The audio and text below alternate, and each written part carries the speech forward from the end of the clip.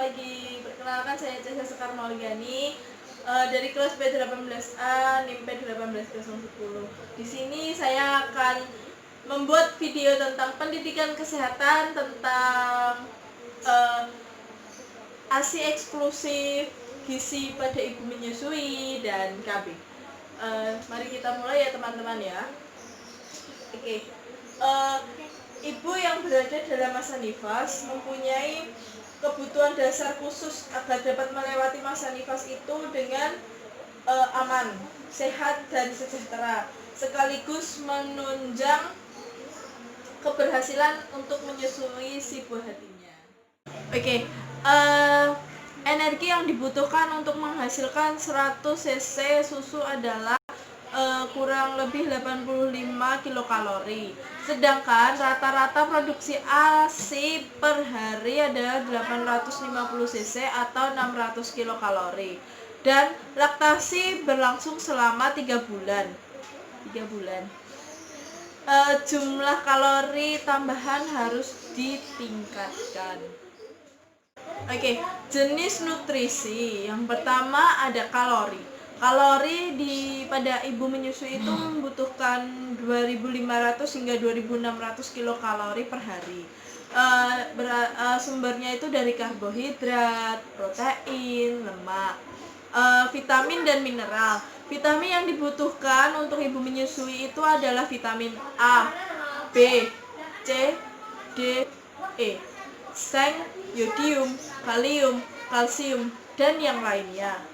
Serta cairan pada ibu menyusui itu membutuhkan minimal 8 gelas per hari atau sekitar 2 liter per hari. Untuk ibu nifas dan ibu menyusui, nutrisinya itu ada seperti sumber karbohidrat. Sumber karbohidrat itu ada nasi, labu kuning, ubi, jagung, gandum, dan lain-lainnya. Terus yang kedua ada protein seperti ikan, ayam, daging, hati ayam atau hati sapi. Lebih baik lagi itu hati ayam kampung. Lalu juga ada susu non-fat, tempe, tahu, dan kacang-kacangan. Itu sangat bagus banget buat ibu menyusui. Lalu untuk sumber lemaknya itu ada lemak tidak jenuh, minyak kedelai, minyak kacang, minyak biji bunga matahari, dan minyak kelapa sawit. Selanjutnya ada sumber vitamin dan mineral. Sayuran berwarna hijau dan kuning seperti daun pepaya, daun singkong, daun katuk, daun bayam, sawi hijau, terus ada apa lagi ya? Wortel, labu kuning, pepaya, jambu biji, mangga, jeruk, semangka, avokat. Itu semua baik untuk ibu menyusui. Karena nutrisi pada ibu menyusui itu akan diserap oleh anaknya. Karena kan bayinya masih menyusu pada ibu. Tablet besi pada ibu hamil itu tetap masih harus diminum untuk mencegah adanya anemia dan minimal sampai 40 hari setelah postpartum ya. Vitamin A itu juga dianjurkan untuk mempercepat proses penyembuhan pasca persalinan dan mentransfer ke bayi melalui ASI. Ibu nifas yang membatasi asupan kalori secara berlebihan sehingga menyebabkan terjadinya penurunan berat badan lebih dari setengah kilo per minggu akan mempengaruhi produksi ASI. Beberapa makanan yang perlu dihindari untuk ibu menyusui, seperti makanan awetan yang mengandung banyak zat adiktif, makanan yang kurang bergizi seperti soft drink, fast food, gitu-gitu. Makanan yang tidak dikelola sempurna seperti telur setengah matang. Kopi dan coklat yang berlebihan itu juga tidak bagus. Lalu makanan yang merangsang seperti cabai, merica itu juga tidak bagus untuk ibu menyusui. Pentingnya ASI eksklusif untuk bayi dari lahir hingga usia 2 bulan. Sebenarnya ASI eksklusif itu sangat diperlukan untuk si bayi karena untuk memberikan asupan nutrisi pada si bayi. Setelah memasuki usia 6 bulan, nanti si bayi akan mendapatkan empasi. Tapi sebaiknya tetap masih harus diberikan ASI hingga usia 2 tahun.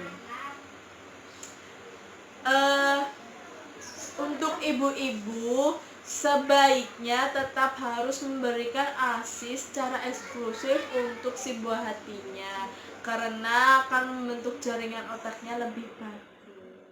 Setelah kita membahas tentang nutrisi pada ibu menyusui dan kita telah membahas tentang ASI eksklusif, selanjutnya kita akan membahas tentang pendidikan kesehatan tentang KB atau keluarga berencana.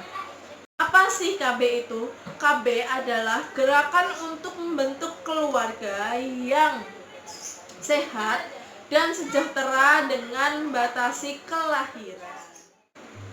Oke, apa sih tujuan KB itu? Tujuan KB itu ada dua, yaitu ada tujuan umum dan tujuan khusus. Tujuan umumnya itu untuk mensejahterakan ibu dan anak dalam rangka NKKBS atau Norma Keluarga Kecil Bahagia Sejahtera. Khususnya yang pertama, meningkatnya jumlah penduduk untuk menggunakan alat kontrasepsi. Yang kedua, itu menurunnya jumlah angka kelahiran bayi. Dan yang ketiga yaitu meningkatnya kesehatan keluarga berencana dengan cara membatasi kelahiran. Alasan adanya KB yaitu 1. Mengurangi tanggungan keluarga. Yang kedua, mengurangi ledakan penduduk. Dan yang ketiga adalah mengurangi tingkat kemiskinan.